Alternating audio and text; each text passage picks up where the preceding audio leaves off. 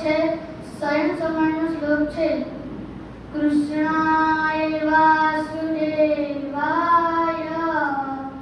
હરયે પરમાત્મને પ્રણતક્લેશનાશાય ગોવિંદાય નમો નમઃ.